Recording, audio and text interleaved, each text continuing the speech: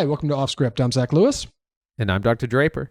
Today on the show, we're taking a look at Inside Out 2. The new Pixar feature is out. Is it sequel bait? Is it original? Is it something more? And why is it making so much money? We're also taking a look at Hitman over on Netflix. Richard Linklater's new feature is out. If you don't know who Richard Linklater is, we're going to tell you. More importantly, this is that new rom-com with Glenn Powell and that girl who was in that thing. We're going to tell you whether or not it's worth your time. We're going to talk about Alamo Drafthouse. We got to talk about our local Texas multiplex and what's going on with them regarding some details down on the ground here in North Texas, where there have been some recent closures, along with a big acquisition, big acquire. We're excited to talk about it in our Death of Cinema segment in the middle. Before we get to all of it, we need to talk about the news. Our first story this week, Sean Levy is making a Marvel movie.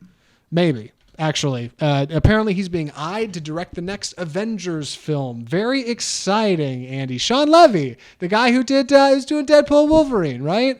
And the guy who did Ryan Reynolds' previous movie, right? That guy. Yeah, the Adam Project on Netflix. Yes. Well, since the disaster that was Jonathan Majors happened, Disney and Marvel have pivoted from Avengers: The Kang Dynasty to something else, and they've brought on director Sean Levy, who's had a lot of successes right in a row, best known for Free Guy, The Adam Project, a little thing called Stranger Things, you may have heard of, his company anyways, and of course Deadpool and Wolverine, which is looking like it could be the hit of the summer. We'll see in about a month.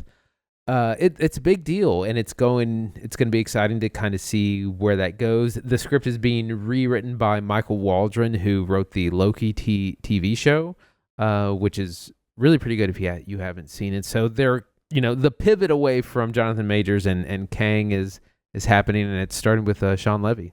Yeah, Levy also directed Night at the Museum, that Ben Stiller film, the Free Guy, you already said, Real Steel. I was going to say the Hugh Jackman, boxing beat 'em up feature. It's like the robots, Rock'em Sock'em Robots. Rock'em Sock'em Robots. That's the one. Yes, just like that. And I know he's working on a couple episodes of Stranger Things coming up. Apparently, his production house is the one that kind of heads that. That's great for Sean Levy. That this all sounds like good stuff. I hope he can bring a bit of personality to the film. I don't know what exactly they're supposed to be doing with this big Avengers buildup, but it's supposed to be a big deal. And I was just reading on Twitter the other day, somebody was like, didn't Sam Raimi say he might want to take a crack at one of these? And to me, that's a director with a bit more like I said, personality in his tool belt. Levy's work, even though I've seen a few of his previous projects, they don't really. What am I trying to say here, Andy? He's like a Netflix director, right? He's like the guy they're getting for the new Jurassic World. Safe. Shoot what's on the schedule. Yes, right. Just shoot what's on the schedule. That's what we're doing. Solid choice, I think, for whatever the Kang movie's going to be. Just make it happen. Just please get it out. Yeah, Disney wants a pipe hitter, right? Yeah. Yeah, this is scheduled to come out in 2026, which will have been 7 years since the previous Avengers film. Marvel really taking its time on phase 4 or 5, whatever this is now. So this all of Marvel stuff seems to have been delayed because of a number of reasons. The pandemic, of course, the labor strikes, the Jonathan Majors issues. So it's going to be a while, but it could. I don't think there's any turning this around. I don't think we're ever going to get back to the heyday of Marvel, simply because the landscape is different. Streaming is so big; they have to pour so much money into that. But it looks like I'm sure it'll be fine. We'll watch it for the show. Well, you're not the only one who's a little skeptical about direction at Marvel. Marvel's Blade also lost its director this last week. Second director has exited the Blade project. We covered when the first one left it. This is that Blade movie. They're supposed to be making with Mahershala Ali. They announced it in 2019. What's going on, Andy? What's happening with Blade? The director Jan Demange left some time ago, amicably, we're told, and so they're on the hunt for another director. It's gone through 5 writers, and this was originally announced at Comic-Con in 2019. So again, we're 5 years past that. Who knows when or if this movie is ever going to happen? Mahershala Ali is going to be too old to play the role by the time. It's going to be 2040 by the time they get this thing out. What's funny to me is Mahershala Ali needs to me, I think he needs to bail. I think he needs to get out. This is a fine time to be like, you know what? We've been trying to get this thing made for 5 years. They're not getting it together. I'm out. I don't know if he has a contract with a clause or a way to negotiate. I have no idea what that looks like on the back end. Obviously, I'm just a podcaster right down here with the rest of y'all. But what I do know is every time I see news about Blade not going well, his photo is next to it. Every time. It's whatever's happening with Blade followed by a picture of him. And I think he is getting tied into a project and probably having projects delayed or rescheduled because he's supposed to go shoot this thing and then a director bails and they're getting rewrites. It does not seem complicated to make a vampire ass-kicking superhero movie to me, but Disney disagrees. It seems like it does, yeah, and there's a few of them already. You already got some content to work with, but I don't know. They can't do it. Why? What do you think's going on over there? Why can't Disney get this off the ground? I mean, production has just been very strained since the launch of Disney Plus. They have to crank out content for their streaming platform, and that hurts all the film productions, especially. I don't know. You would think it would be easy to kind of put together. It's funny because recently this week, Wesley Snipes, the original Blade, he tweeted something about like still looking for that secret sauce that I had. It's great stuff. Yeah, I don't know why they're struggling so much because it sells itself, and part of it may just be the timeline of where it's got to fit in with all their other film plans, but man, it's really off the rails. I think it's suffering from too many like creative pulls in different directions. You got executives who wanted to go one way. You got accountants, new directors, writers. Apparently, this previous director, Jan Demange, was handpicked by Mahershala Ali after the success of Lovecraft Country. Literally, the star of the film Blade was like, this guy's going to direct it. It's going to be great. Now he's out. I don't know. I think it's time to bail. Hand Blade to somebody else. Like, yeah, even if they get this movie off the ground, how many Blade films is Mahershala Ali going to do before he bails? 2, 3, if it goes well, right? Couple cameos. Like, I don't know. I don't know. I'm getting skeptical about the whole thing. But we'll have to see, I guess. Any other thoughts on Blade? Before I want to jump into Netflix for a minute. They got some stuff going on over there. I'm with you that at some point we're just going to get an announcement that they're canceling the project or that Mahershala Ali has left. Yeah, they can't handle it. It's simply too cool for Disney. Netflix, we got to talk about this immersive experience Netflix is planning in Texas and Pennsylvania. Recently, they unveiled details for something called Netflix House, set for the King of Prussia in Pennsylvania, and Galleria Dallas, where you can go and experience foods and sights and sounds and experiences from IP like Bridgerton and Stranger Things. I saw this headline and got really excited. Andy read the article and explained to me all the reasons you shouldn't be excited. I thought, we're in Dallas, Andy. I figured we could go check out this thing. We could go see what it's about, and we could report on it for the show. Maybe we will. But boy, it is so not as exciting as it sounds on its face. What is Netflix House? Well, initially I thought they were going to be doing like buying a theater or buying some sort of like something like that to show. Or maybe they were kind of maybe thinking about getting in the parks, like the theme parks game, the way Disney is. But basically, this is a fancy pop-up, like pop-up bars or pop-up, things like that you see around the country for different properties. Yes, we have a couple of quotes here. At Netflix House, you can enjoy regularly updated immersive experiences, indulge in retail therapy, and get a taste, literally, of your favorite Netflix series and filmed through unique food and drink offerings. So come and visit Netflix World at your local mall while it's in town for a couple of months, and take a photo next to the cast of Stranger Things in wax or something. It's going to be that kind of thing. And they're kind of testing the waters. There's just going to be 2 locations. And I mean, this is literally like 10, 15 minutes from where I'm at, so I think I'll probably at least go check it out. Yeah, I'm kind of in the same boat. Like you've been to the Galleria Dallas, I have as well. I can almost imagine in my head where it's going to be because they have a couple specific places for like pop-up spots in there. They did a Barbie thing over there not that long ago. Like I can already see what's going on here. They say this is a year-round joint though. Netflix says, quote, "We've launched more than 50 experiences in 25 cities, and Netflix House represents the next generation of our distinctive offerings. That being said, like, it does just sound like a place to go spend money. It does not sound like a place where I will get anything unique. They literally say in the quote that now you can get that Stranger Things shirt that you've already seen everywhere. You know what I mean? Like, it's a step behind.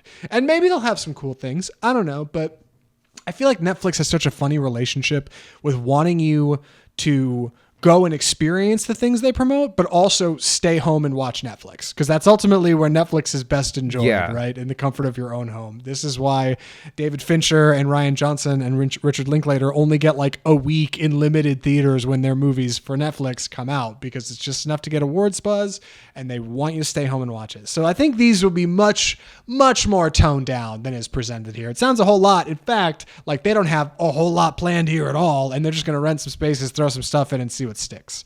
But I don't know. They seem confident. Maybe it'll be like the Glasgow Willy Wonka experience from a couple of months ago.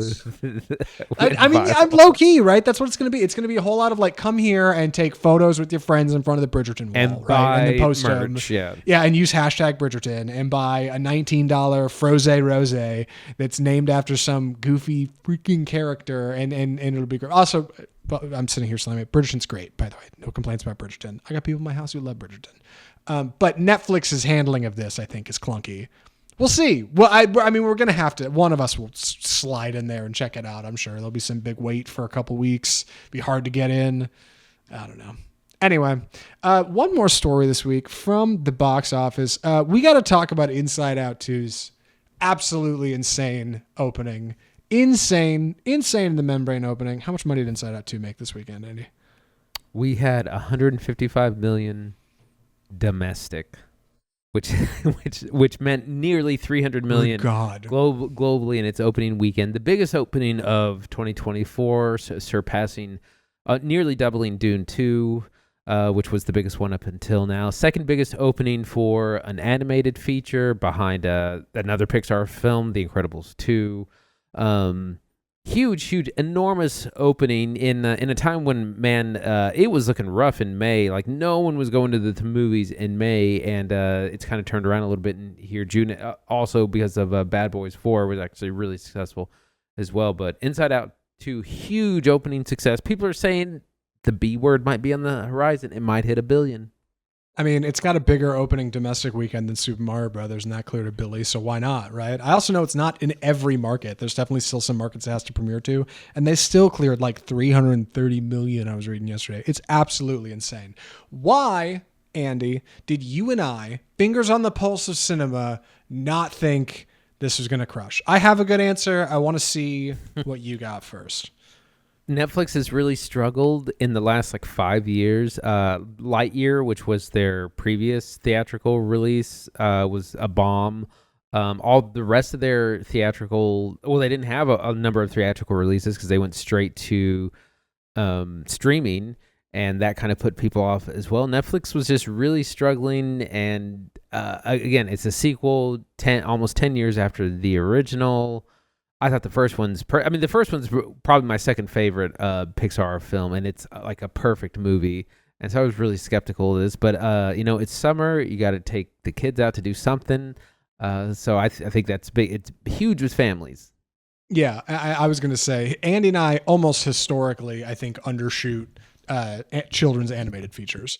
Like, what can I say? We're not quite the target audience. We didn't think, we knew Mario was going to do awesome, but we didn't expect the meteoric rise that came with it.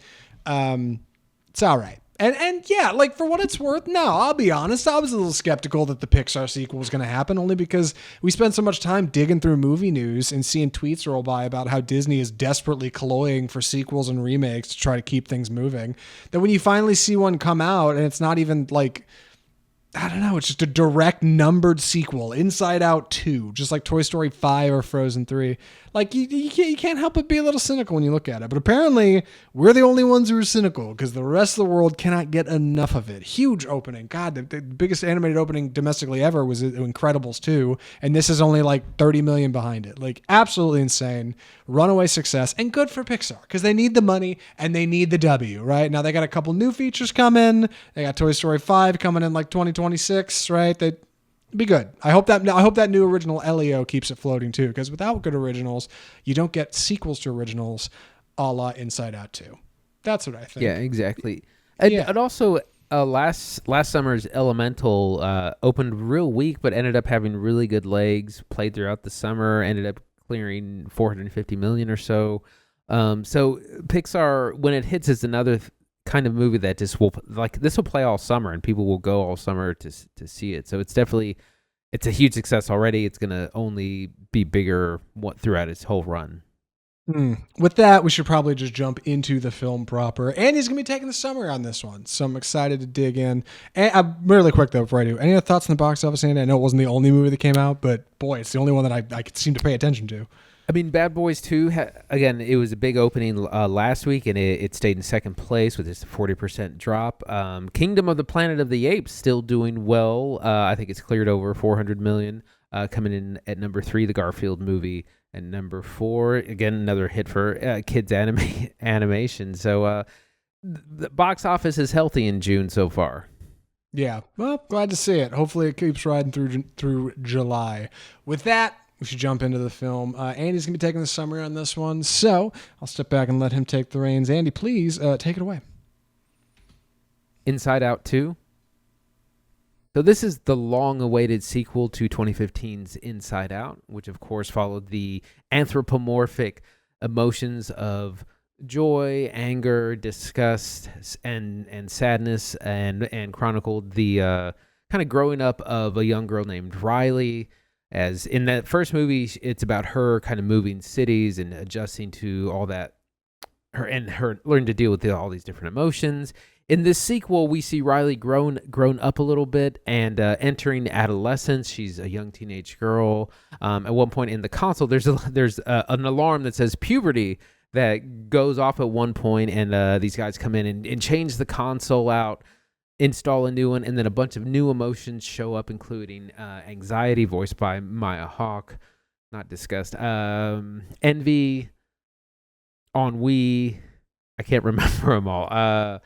Embarrassment, thank you. And so what this has is it signifies Riley's kind of complexity emotionally as she enters young adulthood. In the real world, she is going into high school, and she's doing this hockey camp for a week with her friends.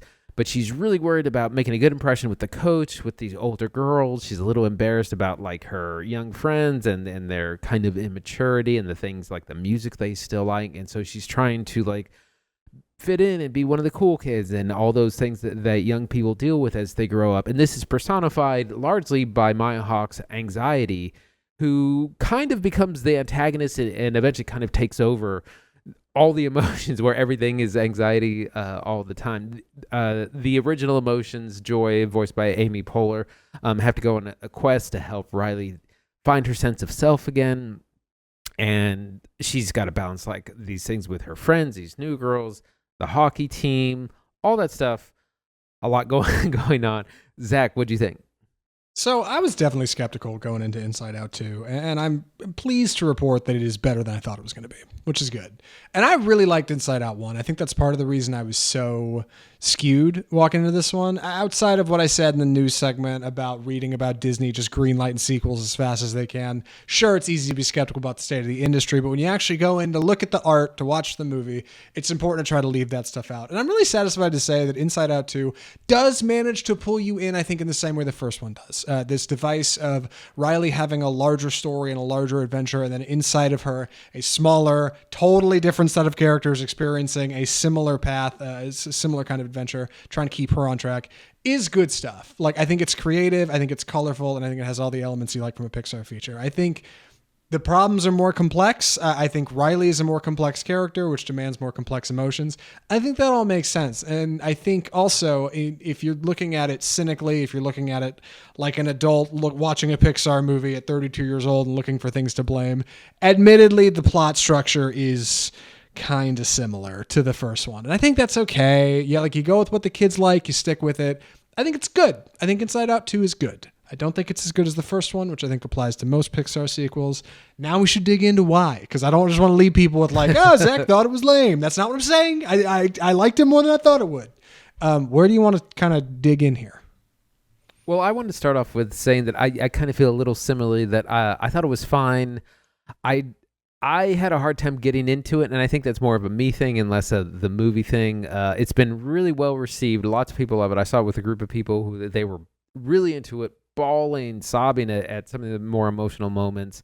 And I just couldn't get into it. And so I think a lot of your enjoyment will be how much you relate to the situation and the characters, which, you know, this is a movie aimed at it's a young coming of age story of a teenage girl, which I am not. And I just had a hard time kind of relating to it. I do feel it does follow the same kind of beats of the first movie, where it's like, oh, we have to learn to value all our emotions and balance all those out, and not just because in the first movie, like, Joy tries to just be the only emotion. Like, no, Riley can't feel sadness or anger, only joy, and she has to learn no, all the emotions are important. And I feel like we kind of have that message again. So I couldn't really get into it, but I think that, like I said, that's more of a me thing. Most everyone I know is really enjoying it. But yeah, it mostly works, and it's got some issues like anything else. But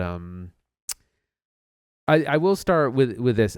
We do have really good performances, and I was really surprised by Maya Hawke, who I am a certified hater of Maya Hawke. Because she's a Nepo kid, and I don't like that. But she's actually really good as anxiety, and I didn't realize she actually has to carry a huge amount of the movie because she becomes the antagonist, and she has a lot of the scenes. I thought it would be a little bit more balanced, like the first movie, because apparently Amy Poehler got a huge payday for this, which is why Will. Oh, I can't. A couple of people didn't come back because Bill Hader and Mindy Kaling. Yes, thank you. Disgust. Yeah. And so Maya Hawke actually does a really great job. Amy Poehler is good again. I couldn't really tell the replacement voices because they don't get as much screen time. The new emotion, the other ones, embarrassment, envy, ennui, they don't really get a lot of screen time, but they're fine. So all the new emotions are fine. There's almost too many of them. Yeah, I think everybody does a pretty good job of being in here. I like originally looking at the who was going to be included as far as emotions are concerned. You've got your original five. What do you got? Joy, anger, envy. Joy, anger, fear, disgust, and sadness. Our new ones are anxiety, envy, ennui, and embarrassment. And you think, okay, you got anxiety followed by 3 E's. Boom, boom, boom. They're all real similar. And like tragically, that kind of falls into the plot of the film. Anxiety is easily like the biggest, most important of those new ones.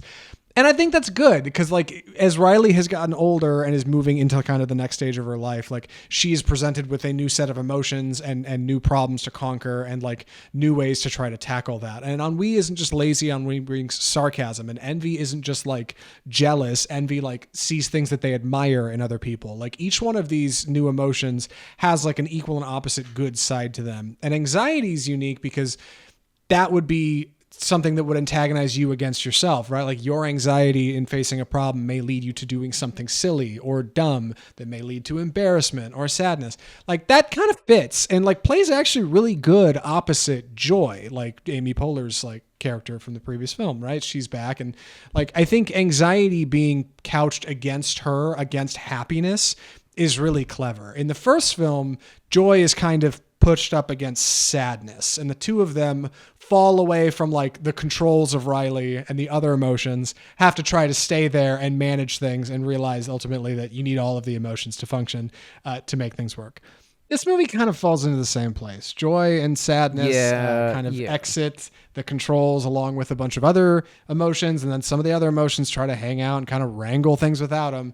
And part of the lesson is that, like, you need more emotions to function, but this one, like, uniquely grows Riley. She has a sense of self. She has these, like, systems of belief that are presented through, like, these large kind of string things that you tug on and you can kind of hear. And I like that like, yeah, it pushes the audience to ask questions about themselves, right? What is your system of self-belief? What does that mean to you? How do you handle anxiety? Like, all of those, I think, are good kind of Pixar lessons that fit in a setting that is uniquely a sequel as well as a coming-of-age story, a la, like, Turning Red, or even like Toy Story 2, in the way they kind of age up Andy and his toys still kind of look out for him. Right. Exactly. Like you said, it kind of follows a little bit of the same formula from the first one. All our emotions are important, not just the positive ones. One of the things that I kind of noticed is it does have a lot of humor in it, but it wasn't quite as fun. Like I was kind of chuckling. I was like, it was almost a laugh, but not quite. Quite. It's not quite as funny as the first one.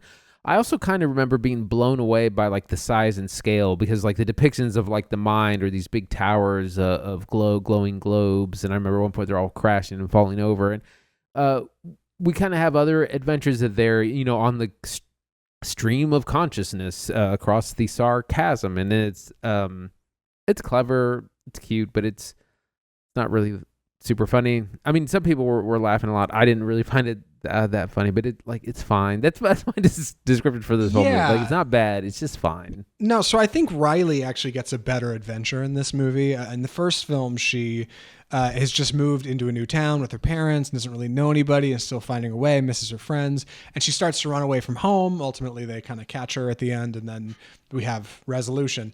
This film is actually couched in a sports movie, right? Riley's headed to hockey camp, and she's going to go try to show off in front of the high school coach and maybe make the high school team as a freshman, which would be the coolest thing ever. And that's all great. You got some stuff from the camp. There's a couple girls she admires. There's a coach's red notebook that has all the notes in it about who's getting in the team and who isn't. And boy, it'd be cool if we could just get a look at that for a minute. Like, that all is better. The interior adventure of joy and sadness and friends is not as good. They don't go to as many like cool mind islands with multiple settings. In fact, the things they do kind of jump into, if anything, like I thought were, I don't want to use the word cheap, but I'm going to say caught budget underwhelming, thoughtful, which is weird because this is a $200 million feature, similar to like cutting Bill Hader and Mindy Kaling because they couldn't afford them, I guess, or they just didn't want to work with two actors who would love to be in films that their children would enjoy. Like some of the extra characters included in here are like 2D animated, but like really poorly because it's supposed to imitate like a children's show, but like no children's show that currently exists because none of them are animated that way. Or like there's a video game character named like Lance something, and he's really poorly animated with like clipping like hair and stuff. yeah. And I just kept thinking, I was like, is this supposed to be funny? That it's bad because it's like, oh yeah, it's like a cheap character, or did you guys literally put this in here because you thought it'll be cheaper to make it? And then I have to remind myself they spent $200 million on this movie. Like, I guess they weren't concerned about budget that much. Like, clearly that wasn't that big of a deal. So I think it's just, I don't know. I think it's just that's just the sauce you get in Inside Out too. Yeah, I agree that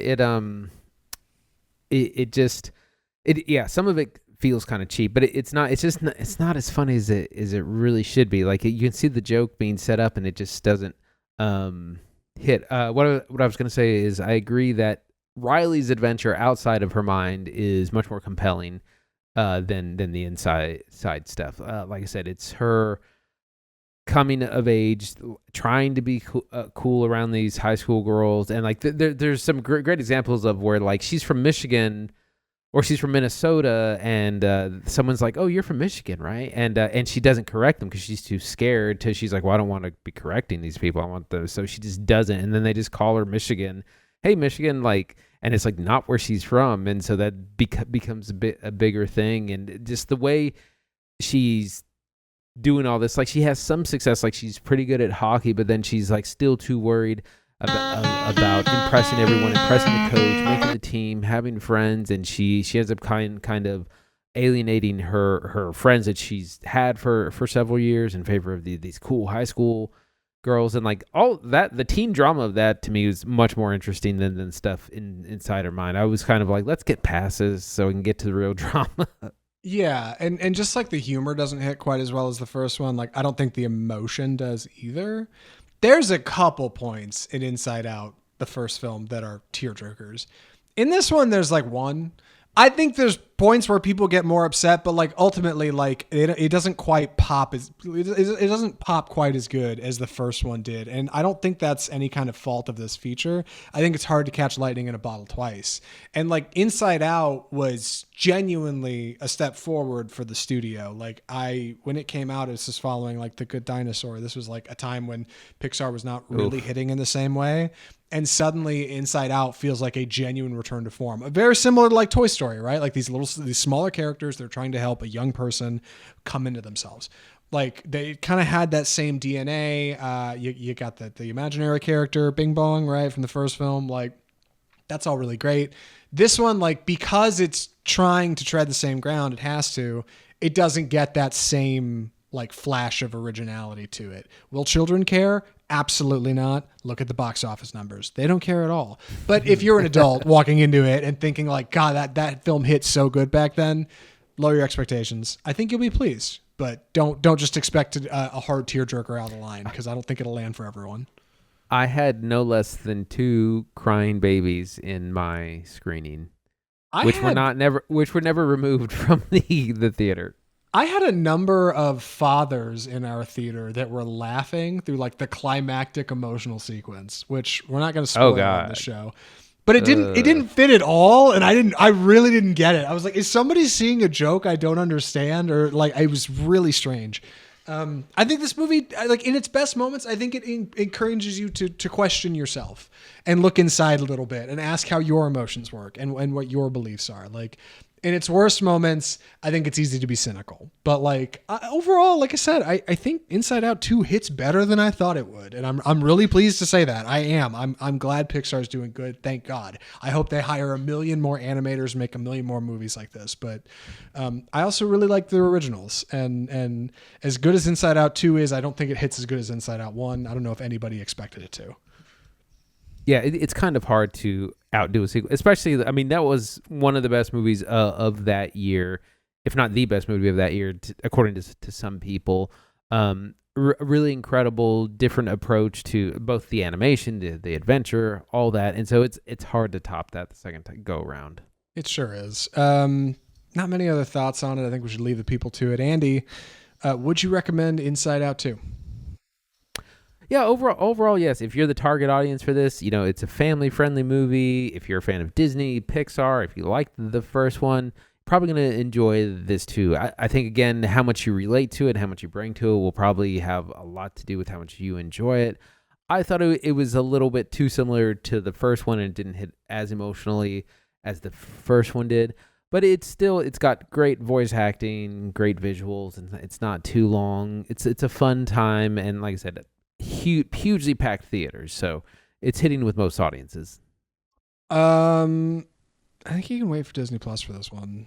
Like low key, I would love. I know. I would. I mean, I would love to say like rush out to a theater now, but like, dude, every time Fear talked, it was Tony Hale and not Bill Hader, and I just kept comparing it to the original in my head, and like, despite the box office numbers, the fact is a lot of people are going to be waiting for this to come to Disney Plus, and I think that's totally okay.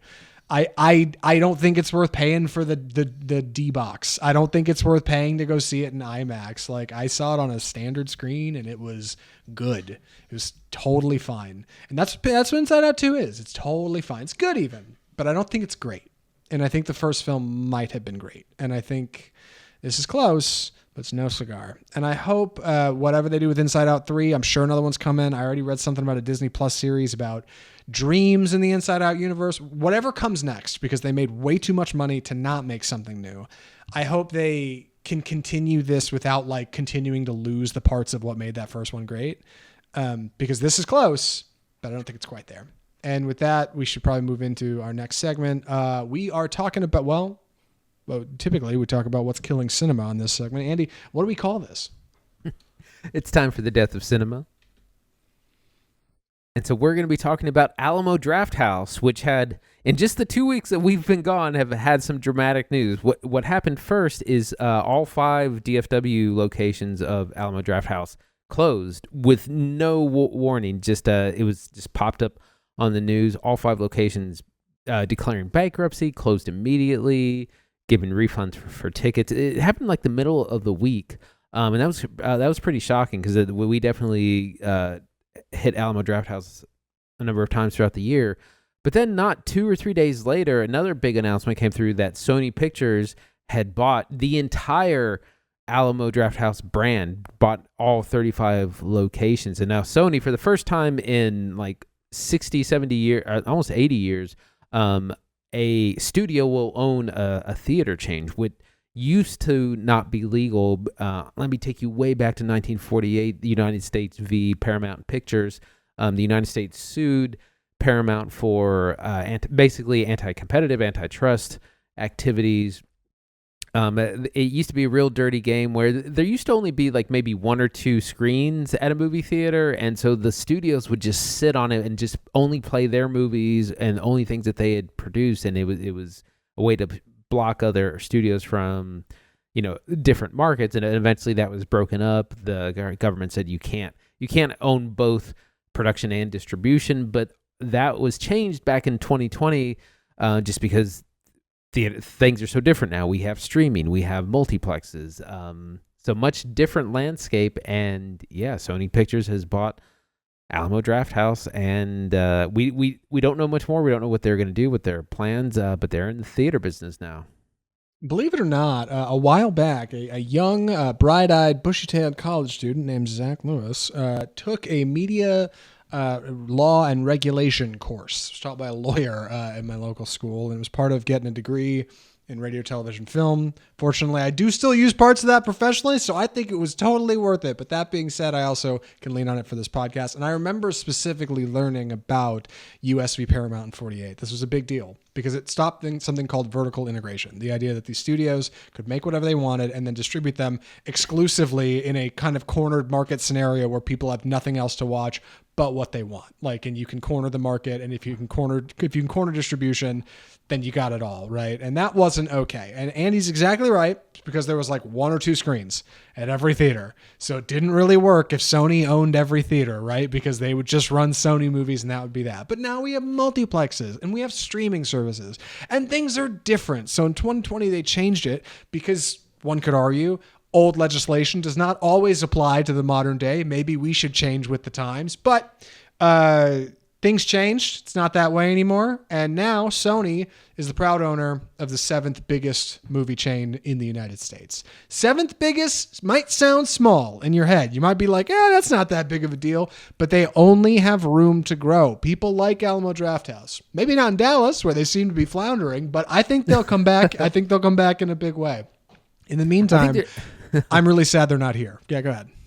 Right. I was going to say I think there's actually too many locations in Dallas. There's 5 of them, the Metroplex, and they're all in Dallas. They're not in Fort Worth. So I feel like that's almost too many. We could probably do 3 and that would probably survive, but it's going to be interesting to see what Sony does. We thought that they were maybe going to be getting in the streaming game because they were going to maybe buy Paramount and they would have acquired Paramount Plus in that. So we thought maybe that was the strategy, but it looks like they're actually going the opposite way where they want to be able to be in the distribution game as well. So it'll be real interesting to see what that does once those theaters are open and operating and putting, will they only put Sony movies in there? Will they have a mix? Will they, it'll be interesting to see. Yeah, I'm predicting a lot more collaborations for like things like Spider-Man projects, right? Like probably some rad Spider-Man Into the Spider-Verse stuff. But like for what it's worth, I think Sony has really come to like relish and enjoy the way Alamo has treated its customers. Custom menus, exciting events, limited time things, like exclusive merch, all kinds of things to bring people in. And like in the comic book world where Sony comes from, I think there's a lot of growth potential there. Like especially in children's films, like there's a lot going on over there.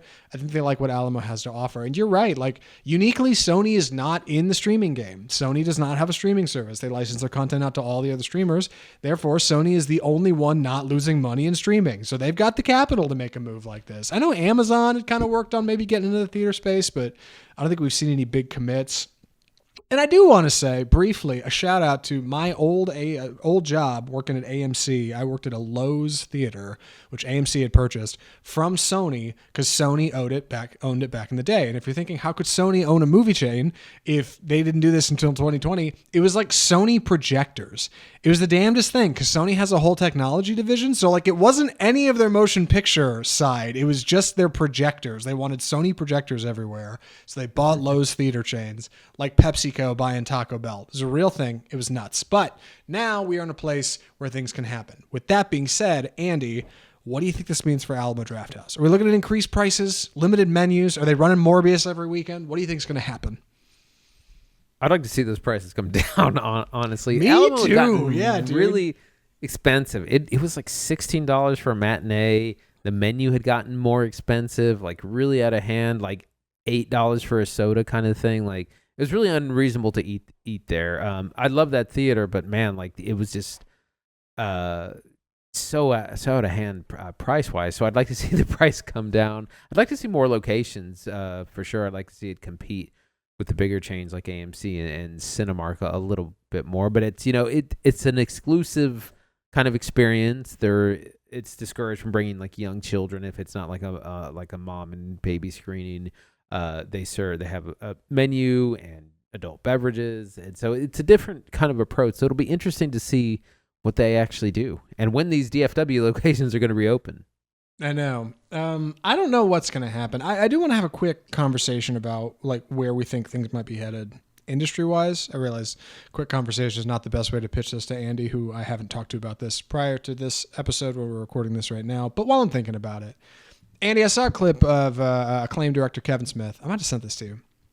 Talking about how movies seem to be moving more and more towards exhibition cinema, where just like Broadway back in the day, where every play was on Broadway and you could go to Broadway for like $1 a ticket. Now tickets are like $200 or $300 and extremely limited run shows, and it's super exclusive and you have to get tickets 6 months in advance. It seems like in a lot of ways that's kind of how cinema is going. Right? If you want to go see Zone of Interest, you can't go to every theater and see it. You probably need to go to a smaller one, find a niche screening that's going to be in a small theater with 50 seats instead of a stadium with 300, and it's going to be smaller and tighter, and it might even be more expensive. Alamo leans into this mantra, right? They want you to pay a little bit more, smaller theater, exclusive rules, nobody talks, exclusive menu, a little bit more pricey. Like they're tailoring the experience around being like luxurious while cutting out the riffraff. Is that a good thing for cinema as a whole? Is this stuff meant to be seen by the masses? Or are we moving into a place where maybe it's for the best that ticket prices cost a little bit more, but we have more of a shaped experience? What do you think? I mean, it's tough to get audiences out, but when they're interested in something, they'll go. We're seeing that with Inside Out 2, with Bad Boys 4. If you can really catch audience interest, then like price is not all the reasons that people cite for not going to theater, prices, behavior, concessions, all that stuff, all that goes out the window when it's something they want to see. Like no one was crying about, the cost of popcorn or tickets or finding a babysitter this past weekend. So if you can find that property that people are interested in, they'll go. It's definitely much harder with smaller independent films for sure. With that, we should probably move into our final film of the episode. I am going to be taking the summary on this one, so please excuse my clumsy delivery. The film is Richard Linklater's Hitman. So, Hitman is the story of Gary Johnson, played by Glenn Powell, your average all-American college professor, but he also moonlights as a hitman for his local police department. Originally, Gary had a hobby working in audio and playing around with microphones, kind of a niche man, and he jumped into working with the local police. One day, he gets pulled into just kind of stepping in for the cop they were going to use. He kind of dresses up and fixes up his hair, and it turns out he's actually pretty good at it. So he gets a gig regularly catching criminals as a hitman who are trying to hire somebody to off their husband or wife or business partner or whatever. Gary shows up in costume with an accent, Glenn Powell putting it on, and he starts to answer their problem right up until they hand him some money, and then the cops show up and arrest him, and we're on to the next case. brilliant opportunity for Glenn Powell to display a multitude of quick and quirky characters through Gary Johnson's hitman character, right up until he meets Madison. Played by Adria Arjona, I think is how you say Arjona. it. Is it really Arjona? That's the pronunciation. Arjona. Adria Arjona. Arjona. I know. Yes. Who is hiring Gary to take out somebody in her life, and he realizes that she isn't really the same as all the others, that she's different, that she's softer, that she's kind. So he kind of convinces her to maybe go a different way, and while evading his local police department, who of course wants to catch as many suspects as they can, he begins to court our Madison. It's a rom-com. It's like 90 minutes. It's pretty tidy, and let me tell you, it's unconventional, I think, in the way Richard Linklater likes, and it may not be for everyone, but we're not doing spoilers on this show. I do want to talk about it. Andy, what did you think of Hitman? So I wanted to start out with saying that this movie, I think, was totally astroturfed on Twitter. I was seeing all kinds of buzz like, oh, this movie's so great. It's so awesome. Glenn Powell's incredible. He deserves it. Like, there was Oscar talk for Glenn Powell, and all these clips of Adria Arjona kind of just being super hot, and just a ton of really positive buzz. And then it all kind of disappeared after the weekend that it came out. But I do not know what people are talking about, because this movie is not really what it is. Looks like it's advertised. Like, it looks like we're gonna get Glenn Powell doing like 15 different personalities, like, because he's going undercover as a hitman, but he feels like he has to kind of be different every time. And like, one of the posters is him in like 10-12 different costumes and like makeup and different looks. He does like 4 or 5, and they all just look like Glenn Powell with glasses on, or Glenn Powell and a hat. There's a couple that are a little bit different. There's one where he's definitely He's just channeling other people. There's one where he does the Christian Bale American Psycho thing, which it's almost like that bit is for the internet, because I saw it posted a lot. And then also there's one where he's definitely channeling Tilda Swinton, and it's kind of fun, but he only does a few of them, and also the narratively it's just real messy. It's one movie for the first act, and then it turns into a weird rom-com in acts 2 and 3, and it doesn't really know where, and it's not really based on a story, it's based on a person. I listened to an interview with Richard Linklater where he had known this person, Gary Johnson, who was a college professor and knew a lot about hitmen, in that they largely don't exist. They're a fiction of Hollywood, this idea that there's like highly paid people that go around assassinating whoever for large sums of money. Hitmen really only exist in 2 crass forms. One is like government agents, like CIA type guys, or like a gangster kind of enforcer, which is usually not getting paid very much, if anything, to do a hit. So it's not a real thing, but that's kind of, Gary uses this to his advantage to sell that image to people, because he's trying to get people to confess. That's an interesting premise, and I wish that would have been what the whole movie was about. But then it turns into a weird rom-com halfway through that there is. I was hearing all this stuff about, they have so much chemistry. And it's like, they have like no chemistry. You're never convinced by it at all. I'm never convinced that Gary is like, he's supposed to be this big nerd, and I was like, it's Glenn Powell wearing glasses. Like, it's the she's all that thing. It's like, oh no, her ponytail went down. She's beautiful now.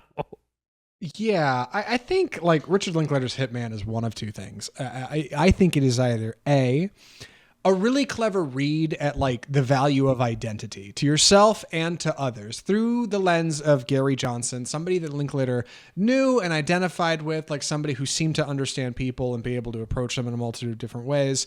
This character that Glenn Powell helped write with Linklater, helped pen the script, obviously is able to step into a lot of different roles and shapes and silhouettes. And like, that's thoughtful. And that even extends to these characters, Gary and Madison. Like, the 2 of them are multifaceted in a way. And I think the way that their relationship goes is surprising to the viewers who may be expecting something a little bit more standard. And I think in that way, maybe Richard Linklater's Hitman is that.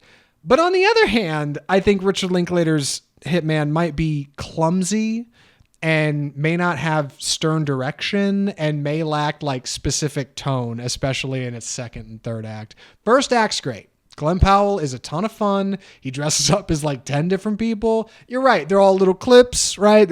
Each one's going to make a great TikTok. They're on the posters. That's super fun. And Powell, I should say, puts the movie on his back. If it was not him, it would not work nearly as well. Yeah.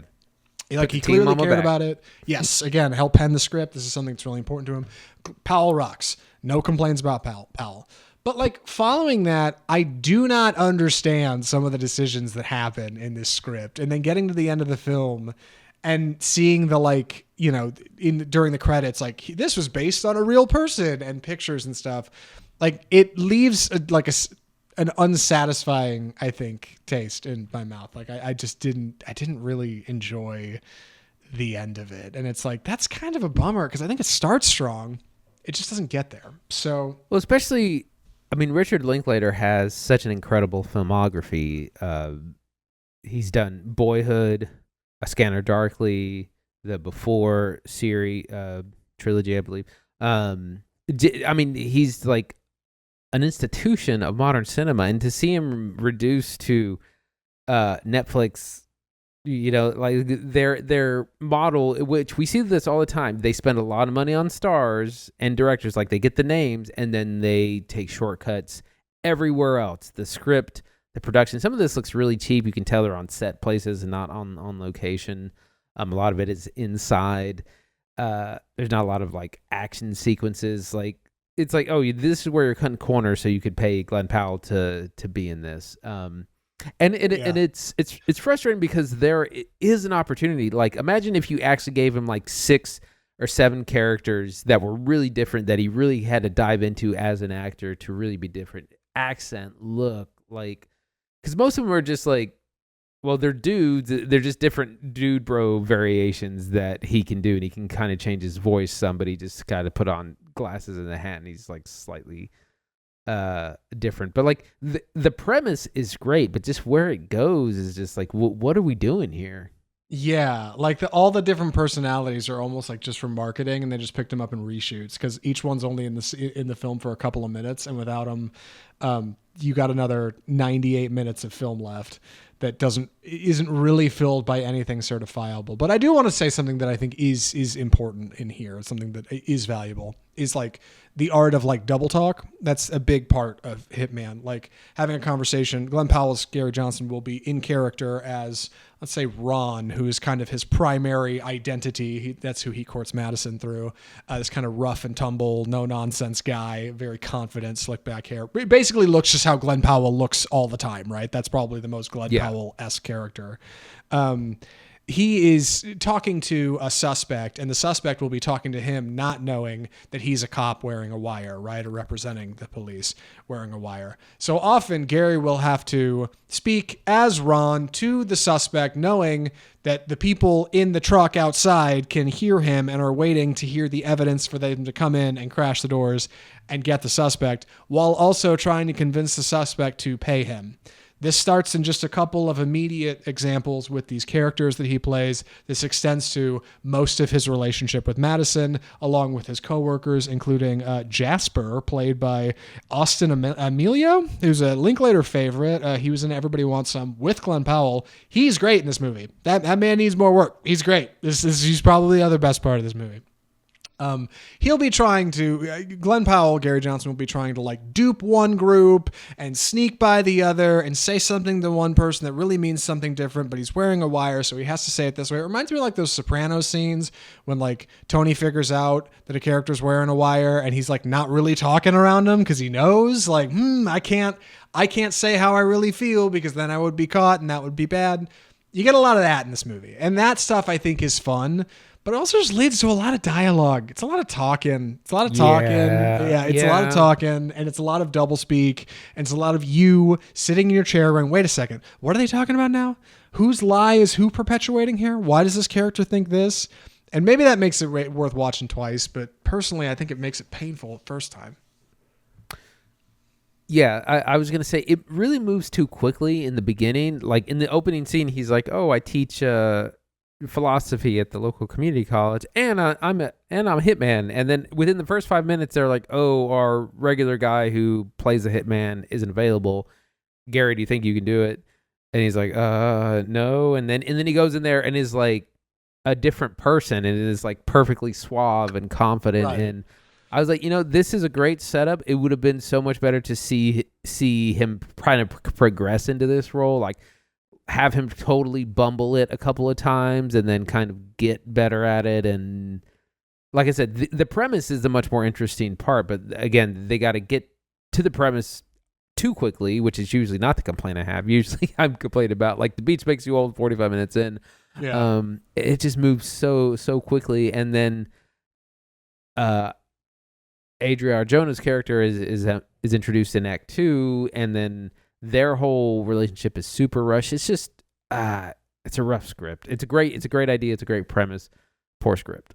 Yeah, I guess I had, I don't know, pie in the sky. I guess I thought maybe it would be almost like a heist feature, and Gary would have to like play through these characters, maybe bounce between them, through maybe the climax of the film or something. But that's not really the focus. Really, it's a return to identity, right? Who is Gary Johnson really?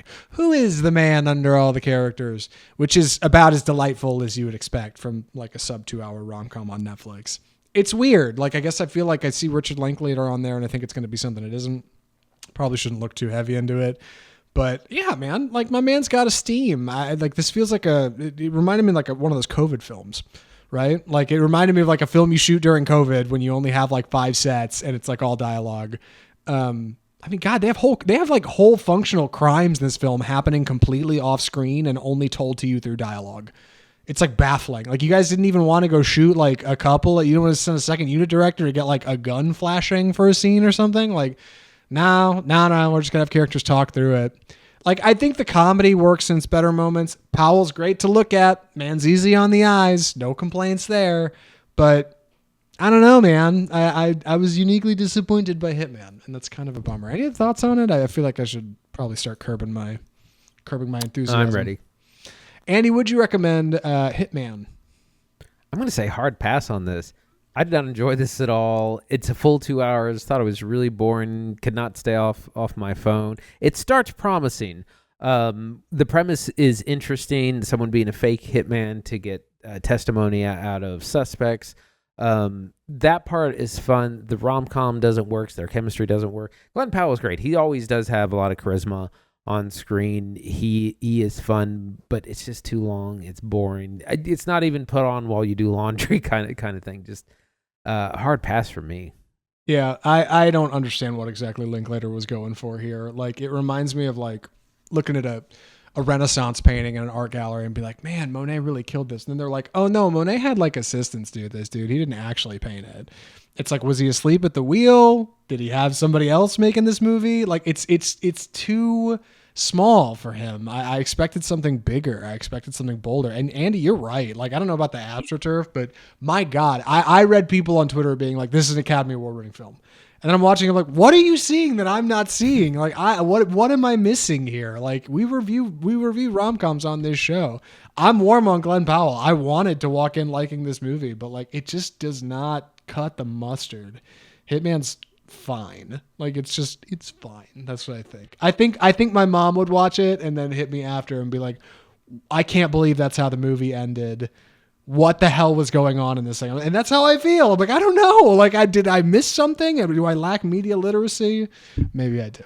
Maybe it's Maybelline. Anyway, we should talk about what we're watching next week on the show, Andy. What are we doing next? Yes, we'll be back next week on the 25th with The Bike Riders, which is the new film from director Jeff Nichols, who did Midnight Special, Mud, Loving. Great director. Have you seen Midnight Special, by the way? It's an incredible I did see it. Yeah, Michael Shannon, right? Yeah.